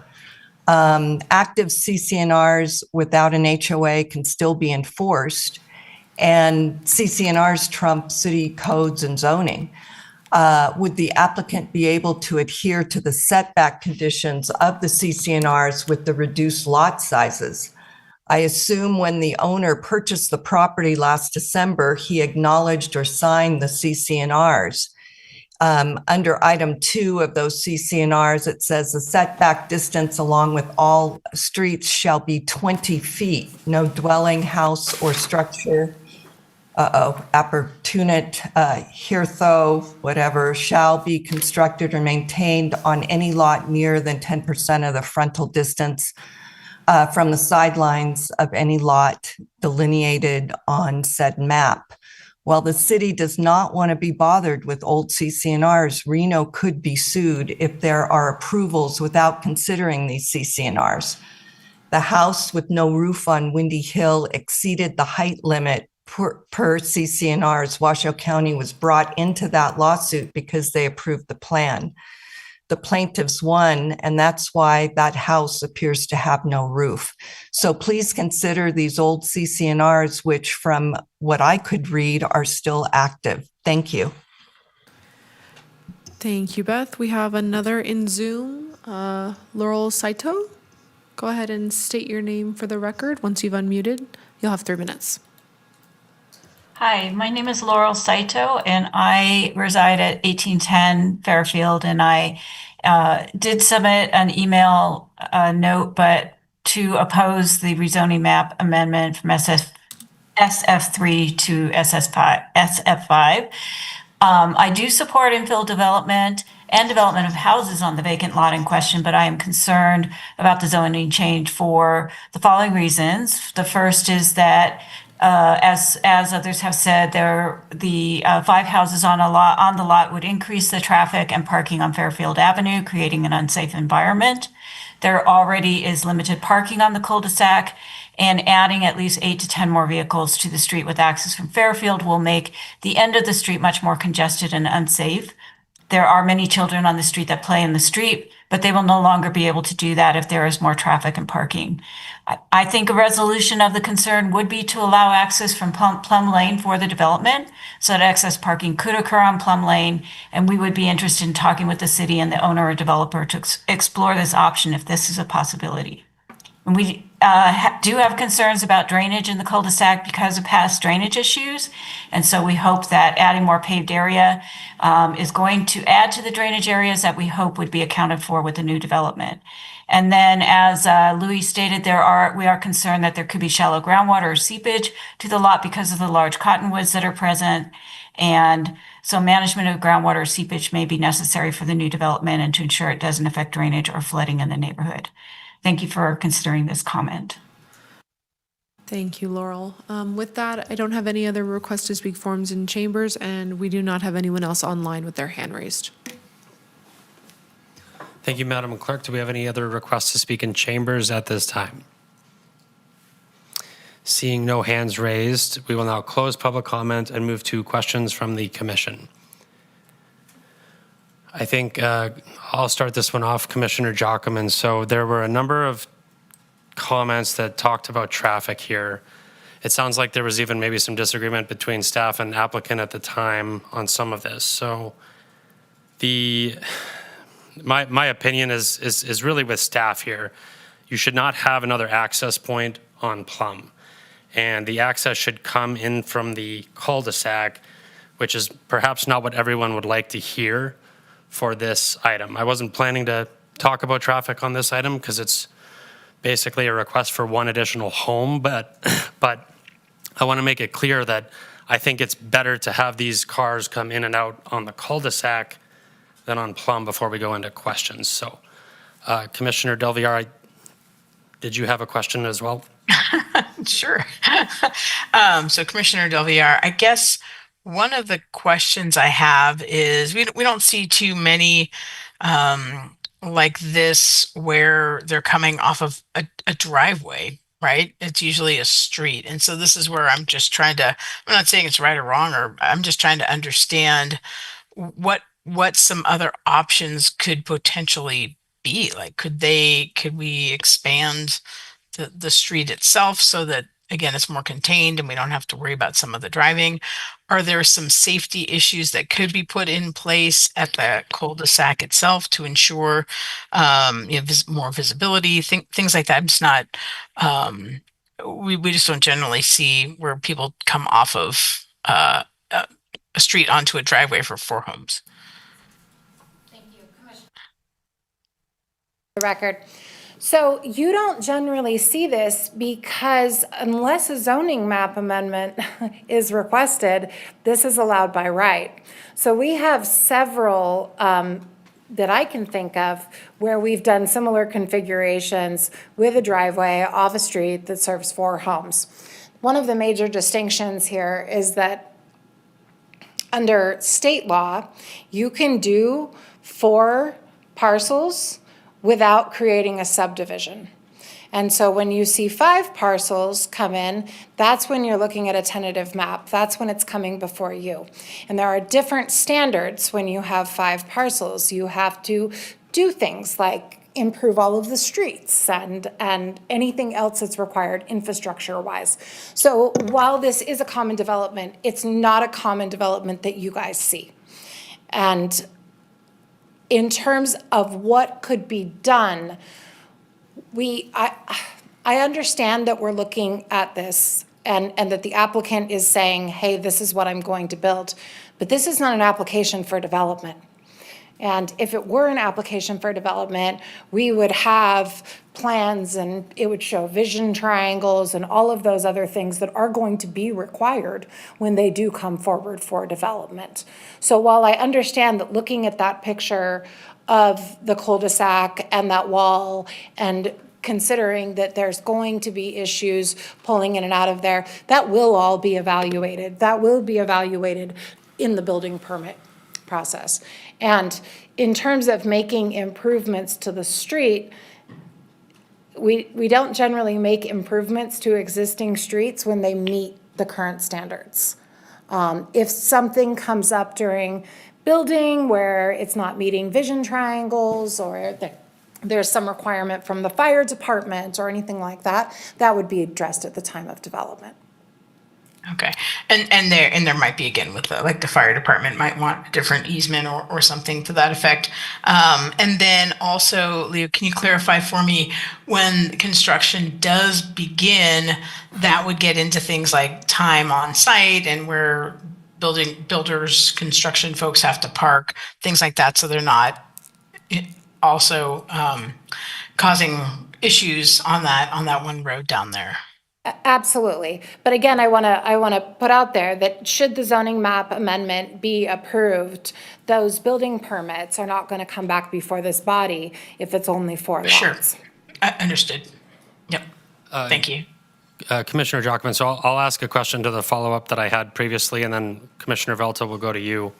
So I saw as a part of the materials that there's an easement that's both existing and will remain as a part of this application on the east side of the property. Is that correct? Just going directly from Plum up to the cul-de-sac. I believe you're talking about the proposed easement for the public access easement for the driveway that's going to go in. Yeah. If you're looking Yeah, at that's what I'm that talking proposed about. parcel map, yes. Okay. So, and I thought I heard from the applicant that it was existing as well, not necessarily that it matters. My concern is that we will not create a cut-through into the cul-de-sac. Folks on the cul-de-sac obviously have expressed concern about traffic. I see an avenue where this could potentially be worse with that easement if you were to develop the parcel adjacent to Plum first. And we have the comment about the properties being sold. So if it's not technically a subdivision, my first question is, could they sell off that southern parcel separately? Yes. Right, so there's an easement that exists along all of the parcels. And so then that applicant or that property owner could make the case that they have a right to their property on Plum. So what I'm trying to ensure is that with this, with an approval, there's no way that they can create a cut through via that easement. I know you're showing us a fire access gate at that place, which is what I support as well. I want to make sure there's no way they can cheat through that via a development of one of those parcels and then iteratively for the others. Not legally. I mean, I guess they Okay. could cut the fence. Sure. Would the applicant like to chime in on that? Yes, please. That east side easement that you referenced is already in place. Right. So we would probably have trouble removing that if we tried to isolate that southern parcel. I think the city would tell us no. That Mr. Wilson is correct. So if they came in for a partial map to eliminate that, knowing that access on Plum Lane doesn't meet our standards, we would not allow removal of that access because it essentially is their only access to reach that parcel for development. Okay. My concern, and this is not a final comment, I just want to make sure it's clear that there's no way for a cut through to be created such that additional traffic could come there in the future, even through an iterative development process across the 4 parcels. That's correct. The only access to Plum Lane, regardless of how it was developed or configured, is a secondary emergency gated access. Okay, thank you. Commissioner Valto. I don't think I have any questions. I can hold off. My comment, I just have more comments for discussion whenever we move into that.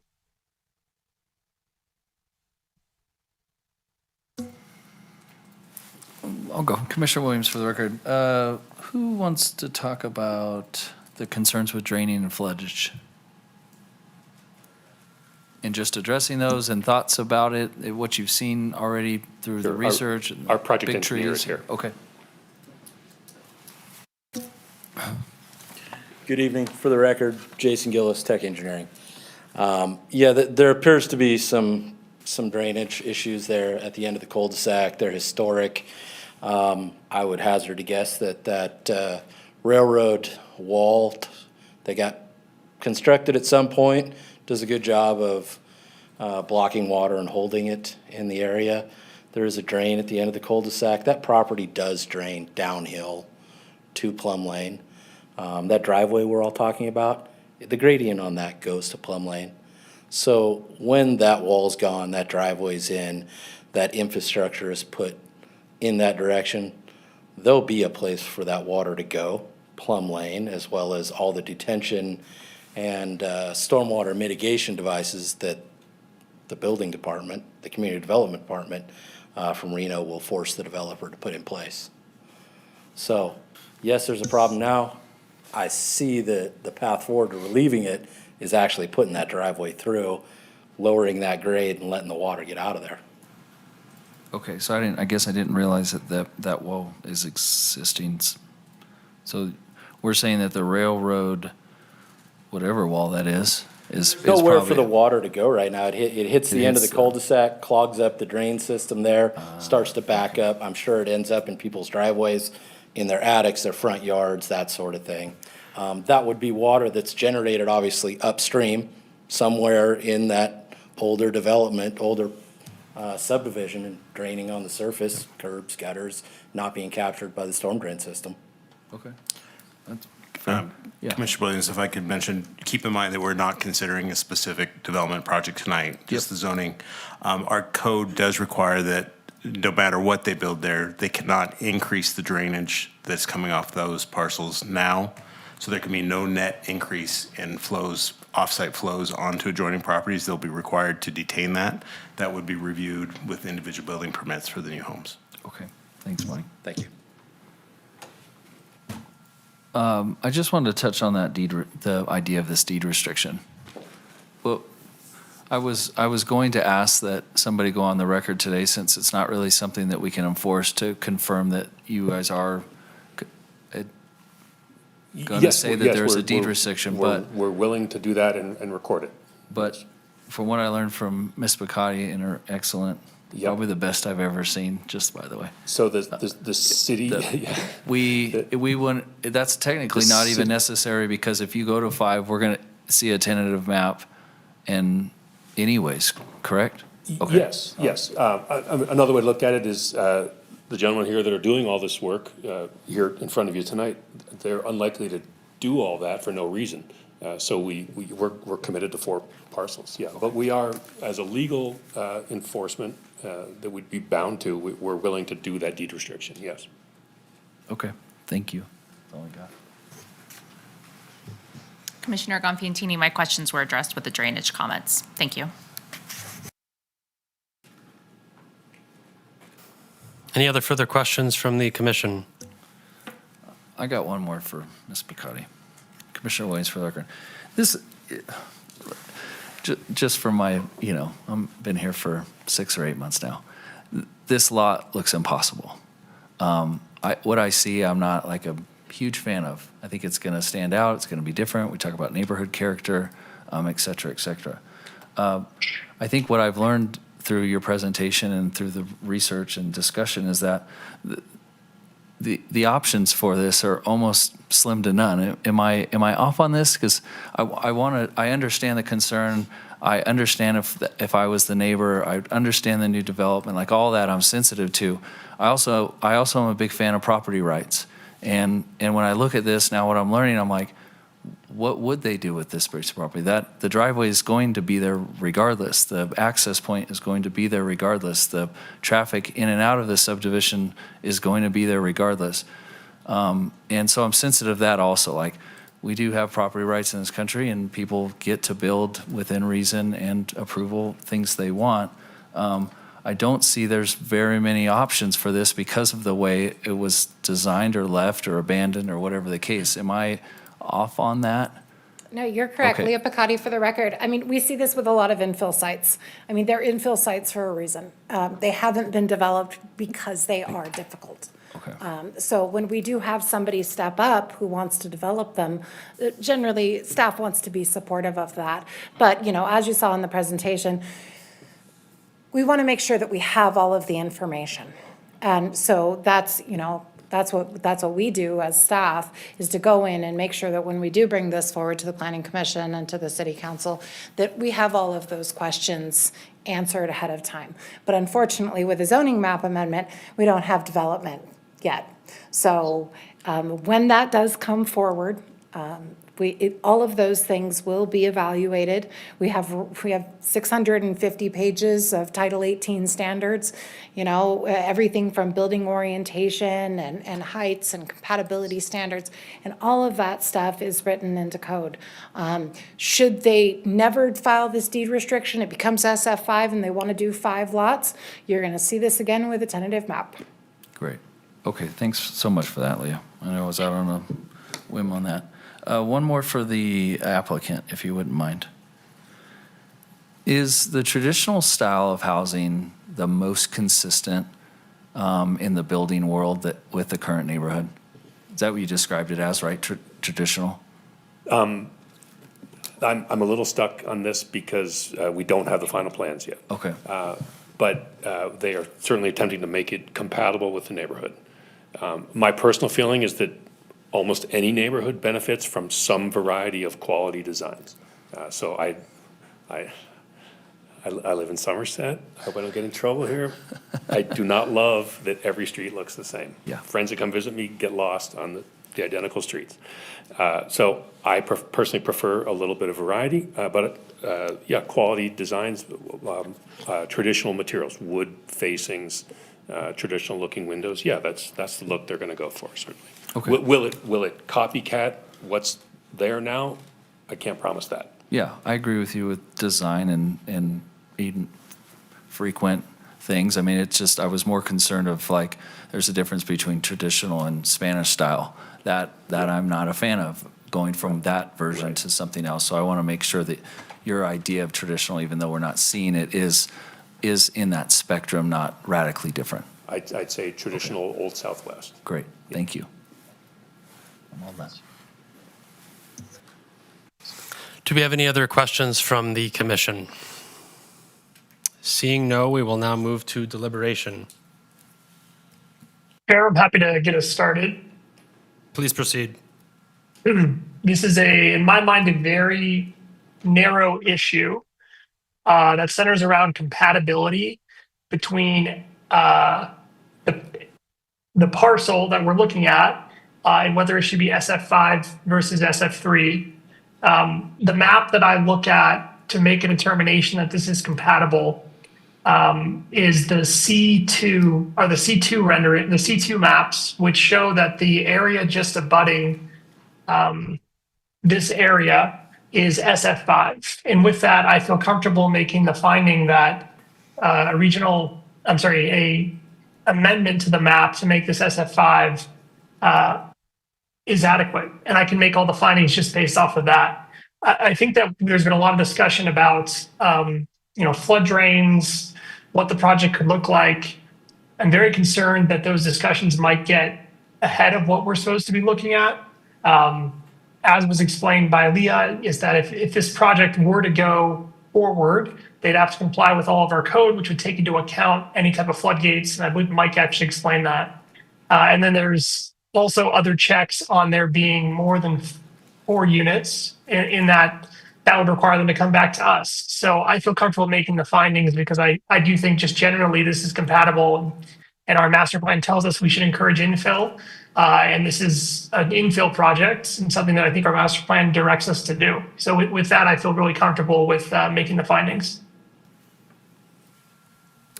Commissioner Jockman, so I'll second that. I wrote that down as infill and housing. As planning commissioners, we are guided by documents like what Commissioner Velto just said. So we've got our master plan, and it's telling us that we should support projects like this one in these parts of town. And that can be challenging at times for folks who are near that development parcel. As this is going to City Council, I'll state it again in our deliberations, I strongly support, which again is tough for some to hear, but I strongly support the access being provided solely via the cul-de-sac, not via Plum. That would be the easy button in this case, but it would create a new access point, which creates new turning movements in a higher speed environment than what would be on the cul-de-sac. So for the scope of a project that is 4 homes, they should go to a cul-de-sac. And so I just want to state that on the record as this advances to City Council. Finally, SF5 zoning, you've got a bit of a hodgepodge here. I believe it was Mr. Provencher, you said that you're across the street. That parcel is 0.2 acres, which is in line with SF5 zoning. So the zoning that we're approving is consistent with parcels of that size, and that's what our purview is. So I can make those findings, I can make all the findings, and I just want to state on the record that I would like to see City Council keep the access to the cul-de-sac as this advances. Commissioner Del Villar, yeah, I can make the findings. I think that the reasons it, for me, one is that it's already SF3, and while I understand that SF5 and having 4 units on that property will increase the traffic that could be there, but again, by right, they could put 3 there already, and so that's part of it. The other part of it is to Leah's point that when it becomes time to actually build, there's a lot of things that they're going to have to work through and get approved. And so for me, again, it's compatible, and I can make the rest of the findings as well. Commissioner Gonfantini, I'm happy to support this project based on infill and compatibility. If there are no further deliberations, the commission will entertain a motion at this time. Happy to make a motion. Please proceed. In the matter of case number LDC 26-00060, based upon compliance with the applicable findings, I move to recommend that City Council approve the zoning map amendment by ordinance. Commissioner Del Villar, I second. We have a motion and a second. All in favor say aye. Aye. Aye. Any opposed? Hearing none, that recommendation for approval passes 5-0. That concludes this item C2. We will now move on to item C3. This is a staff report for possible action. Again, a recommendation to City Council. Case number LDC 26-00043, Master Plan Conformance Amendments. For this item, we will receive a presentation from staff. All right. Good evening, Mr. Chair and members of the Commission. For the record, Lauren Knox, Senior Planner.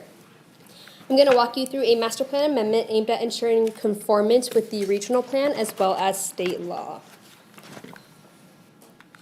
So first, I kind of want to set the expectations and framework for this item. So what I'm proposing tonight, as indicated in your staff report, are targeted amendments to the master plan to address conformance issues. This is not a full-scale overhaul or fundamental change to the master plan.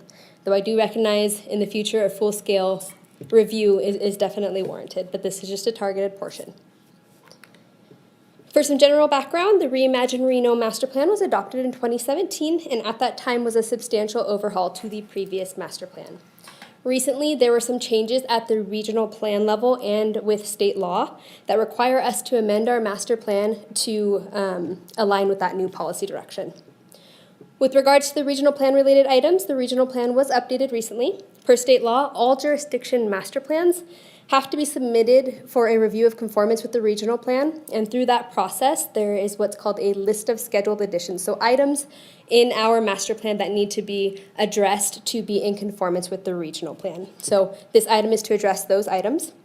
And then furthermore, in the 2025 legislative session, there were two new pieces of legislation that impact our master plan, which is AB 96 related to heat mitigation and AB 540, which is related to attainable housing. Again, the proposed amendments are targeted to those items.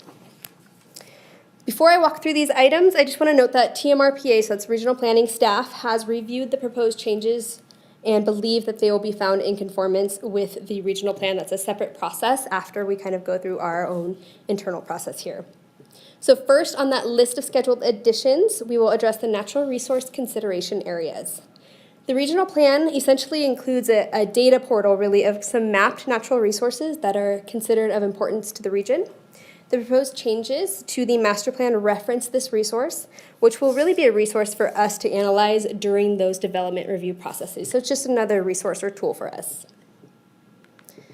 In regards to critical source water protection, the regional plan adopted verbiage to reference a specific resource, which is the Integrated Source Water and 319H Watershed Protection Plan for Public Water Systems, and the Truckee River in the Truckee Meadows. So the master plan already contains a policy related to source water protection, and the proposed red lines include referencing this very specific resource, and this really helps us all in the region to be kind of coordinated with what information and what data we're using in those respects.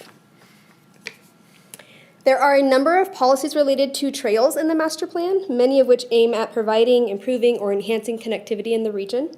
Proposed red lines were included to two kind of overarching trail policies that the red line directly references this Truckee Meadows Regional Trails Plan, and that it should be consulted during the development review process to better promote construction of trail and trailheads throughout the region.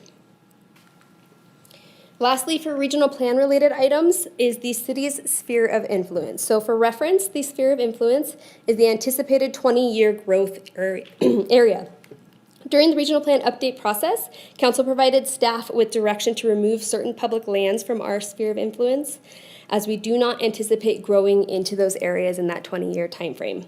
So since the SOI is actually a product of the regional plan, changes were included in the adopted regional plan, and now we need to mimic those changes into our master plan. So maps throughout the plan were really amended to reflect that change in our SOI. So moving on to state law changes, we're going to begin with AB 96, again, that's related to heat mitigation. So heat's a very hot topic right now, and that pun was absolutely intended. Extreme heat is one of the most deadly natural hazards, and Nevada has always been a place impacted by heat. Recently, you may know, Reno has been viewed as a fast-warming area, and there's also been some targeted work in our area to better understand what this means for us, things like the Reno Sparks Heat Campaign, for example. New state law requires that the master plan address the 4 items listed on the slide overhead. So that's access to public cooling spaces, access to public drinking water, cool building practices, and shade over paved surfaces. I'm thankful there's actually a lot of foresight in this space during the creation of the Reimagine Reno master plan, because by the letter of the law, the city's master plan already meets most of these new requirements. The master plan contains policies related to cooling spaces, cool building practices, and shade over paved surfaces, and even discusses that preference for native tree and drought-tolerant species. However, I recognize there's still a gap to fill in this space. There's more we can do in this arena. As such, proposed amendments were made to existing policies to more clearly reference the encouragement of shade structures and also encourage building waste heat recovery. A new policy is also introduced to more specifically address access to cooling spaces and access to public drinking water. along with an associated implementation measure to create a resource really for community members that provides information on those specific resources. And really, this is kind of a joint policy that the other jurisdictions, City of Reno and City of Sparks, City of Reno, and Washoe County have all worked on together to try and introduce this into our plans and do that work together. We all recognize that this type of resource is really bigger than each of our jurisdictions. This needs to be a bigger community effort to have one place that people can go and learn where there is a cooling space or where there is public drinking water. We also recognize this can't really just be a stagnant map in the master plan. This needs to be something that's updated frequently, that people can access when we have these extreme heat events. So again, this is really a coordinated effort in analyzing kind of those gaps and needs. Additionally, there's a new narrative proposed related to heat mitigation, which describes kind of the overarching concepts of heat mitigation and provides a guide to key policies that are already within the master plan that impact each of those interactions. So really, this kind of aims at contextualizing what we already have through the lens of heat management and heat mitigation. It's intended to be both a resource and an educational piece, and also aims to amplify the conversation, which is really kind of the intent of state law change as well. It's an incredibly nuanced conversation. The topics in here range from everything from site design, specific site design, all the way up to reduction in greenhouse gases, which also impacts our heat in our area. So again, very overarching, but it's really kind of a critical and key sustainability focus of the master plan. And it's kind of bringing those pieces together and contextualizing it within this heat mitigation frame. Now we're going to talk about attainable housing. So Assembly Bill 540 altered the way that affordable housing is defined in state law by expanding housing affordability tiers and referring to this new structure as attainable housing. So there's 5 tiers of affordability that go up to 150% of the area median income, which includes the previous, what were dedicated as affordable housing tiers, which went up to 80%.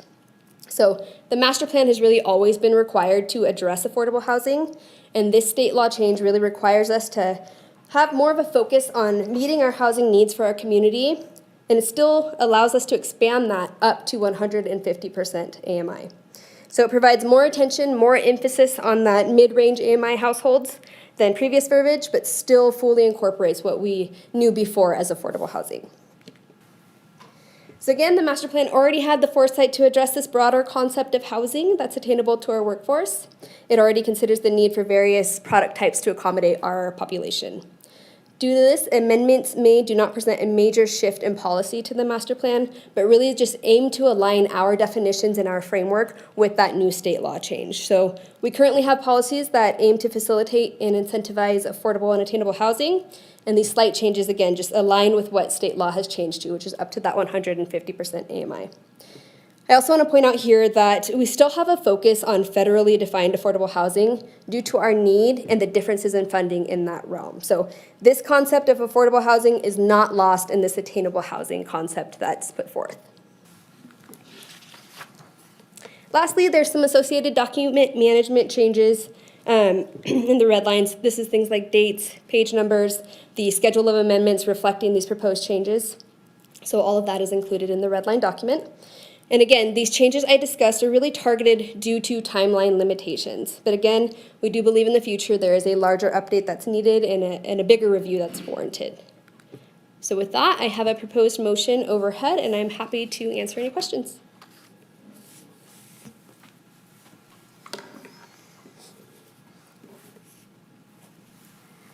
Any questions from the commission at this time?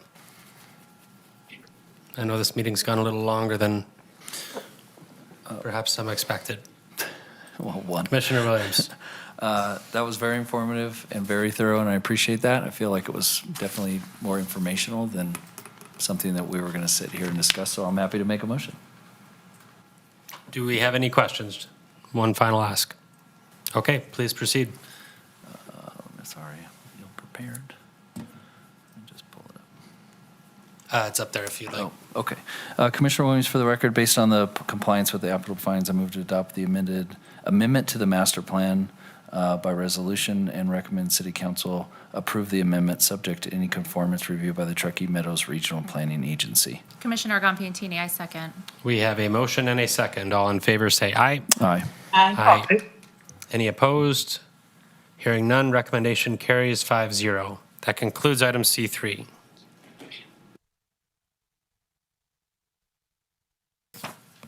We will now move on to item D, business items. Mr. Rayleigh, anything under this tonight? Nothing this evening.